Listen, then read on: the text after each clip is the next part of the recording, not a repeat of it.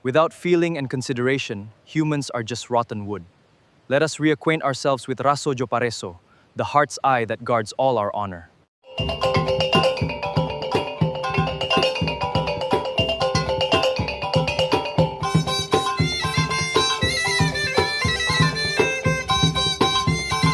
Assalamualaikum warahmatullahi wabarakatuh.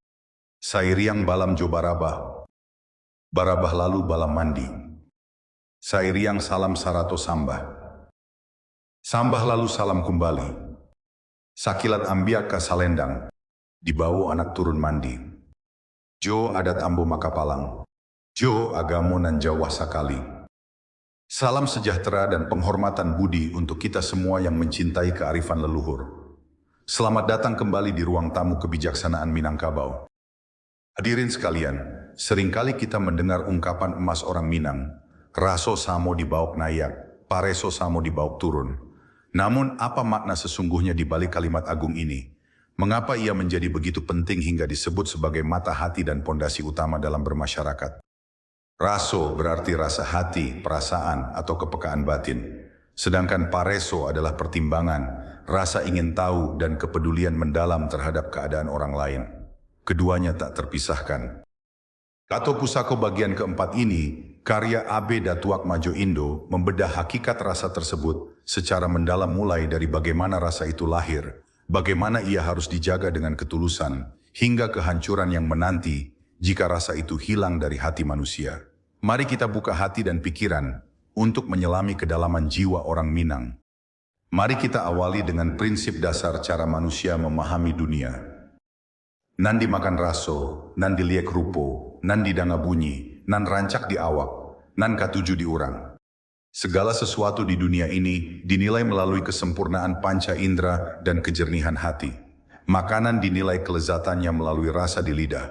Benda dinilai keindahannya melalui rupa yang dipandang mata. Dan kejadian dinilai kebenarannya melalui bunyi atau kabar yang didengar telinga. Namun ukuran yang paling luhur dan sulit dicapai adalah kesepakatan hati sejati. Apa yang terasa indah dan benar di hati kita sendiri, di awak, harus pula terasa baik dan disukai oleh orang lain, di urang. Tidak boleh ada kebenaran yang hanya berlaku sepihak. Keindahan tidak menjadi keindahan jika hanya kita yang merasa, tetapi orang lain merasa terganggu. Disinilah awal keseimbangan sosial diletakkan, menyelaraskan keinginan pribadi dengan kerelaan bersama. Bagaimana kita bisa memastikan kesepakatan itu? Seperti kata petuah, nak tahu di padeh lado, nak tahu di asin garam. Bagaimana kita bisa memahami rasa pedasnya lada atau asinnya garam? Hanya dengan mencicipinya sendiri, merasakan sensasinya secara langsung. Demikian pula dalam hidup. Kita tidak bisa hanya menebak perasaan orang lain tanpa menyelami posisinya dan empati. Kita diajak untuk membungkus kekosongan dengan kepedulian dan memakan rasa yang setara. Artinya, sebelum sesuatu dijalankan atau sebuah keputusan diambil, pastikanlah hal itu terasa indah di hati orang lain, sebagaimana ia terasa baik di hati kita sendiri. Di titik kesepakatan dan saling merasakan inilah, sebuah tindakan baru layak untuk dilaksanakan. Selanjutnya, Kato Pusako ini mengingatkan kita pada keaslian perasaan dan ketulusan niat. Nasi dimakan raso sakam, air diminum raso duri. Ada ungkapan puitis yang menggambarkan betapa kuatnya pengaruh hati terhadap apa yang kita alami. Makan nasi pun terasa getir atau pahit di hati jika dilakukan dengan tidak ikhlas atau tercela. Minum air sejernih apapun terasa berduri dan menyakitkan kerongkongan jika hati sedang gelisah, penuh dusta, atau menyimpan niat buruk. Rasa sesungguhnya tidak hanya datang dari benda lahiriahnya, melainkan dari kemurnian niat yang membawanya. Oleh karena itu, hati harus waspada terhadap kepalsuan. Raso di bibir tapi cawan, alun di bali alah tajua, alun dimakan alah taraso. Rasa yang palsu atau sekadar pemanis bibir saja, bagaikan hiasan indah di bagian luar cawan yang isinya kosong. Kita melihatnya manis di luar, namun hampa di dalam. Ada pula orang yang berjanji manis, namun sebelum kebaikan itu dirasakan, tipu dayanya sudah tercium. Ini adalah peringatan tajam. Hati orang Minang diajarkan untuk peka. Jangan terbuai oleh kata-kata manis semata. Dan sekali rasa kepercayaan itu hilang, sulit untuk dikembalikan. Ganggam-ganggam baro, tarasa anget dilapehkan. Bagaikan menggenggam bara api yang baru membara. Selama kita memegangnya dengan hati-hati dan takarannya tepat, ia terasa hangat dan bermanfaat. Namun jika dilepaskan atau dibiarkan sembarangan, ia akan menjadi panas dan membakar. Jika rasa hati itu mulai berterbangan bagaikan debu yang ditiup angin, maka ia menjadi sulit untuk ditangkap kembali. Jika kepercayaan dan perasaan saling menghargai sudah lepas dari genggaman, maka akan sangat sulit untuk mengembalikannya ke keadaan semula. Rasa yang hilang seringkali tak dapat diperoleh kembali dengan utuh. Apa akibatnya jika prinsip raso jopareso ini dilanggar dan mulai luntur dari hati manusia? Tasirok darah di dado, gamuruah darah kamuko.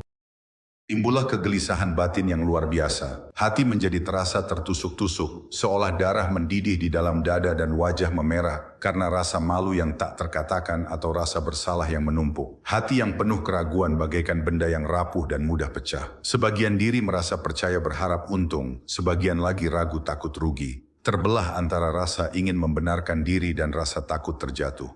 Inilah penderitaan batin terbesar. Dan akhirnya, kehancuran total bagi kemanusiaan. Dek ati mati, dek mato buto, dek raso binaso. Betapa dahsyatnya akibat jika rasa hati itu mati.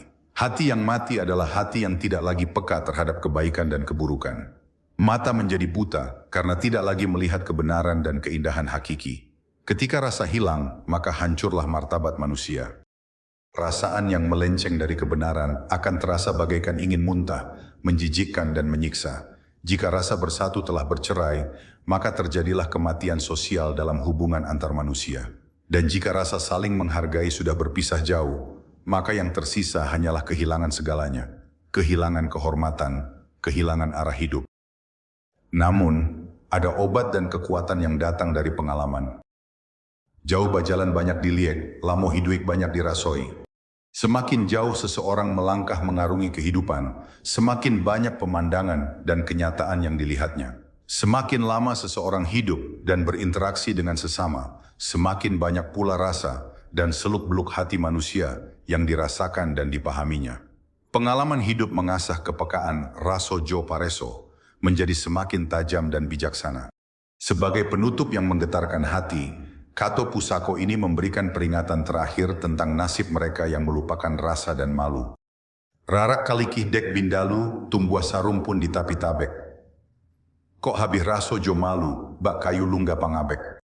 Bayangkan sebuah tempat di mana rumpun bambu tumbuh berdampingan, saling melindungi di tepi paya yang tenang.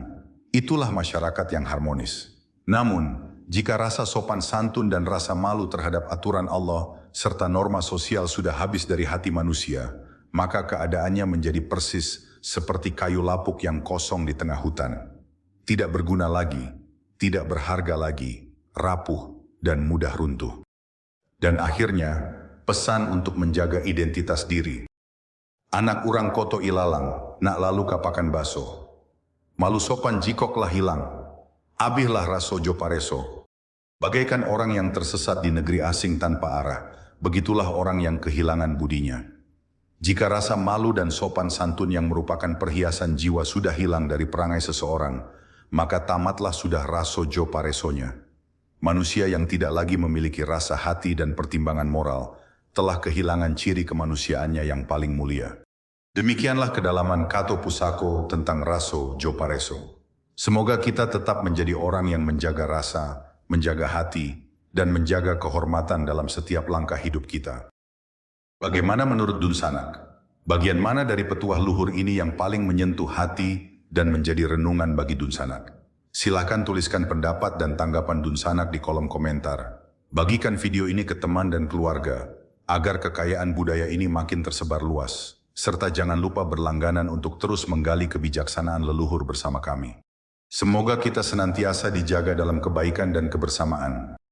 Assalamualaikum warahmatullahi wabarakatuh.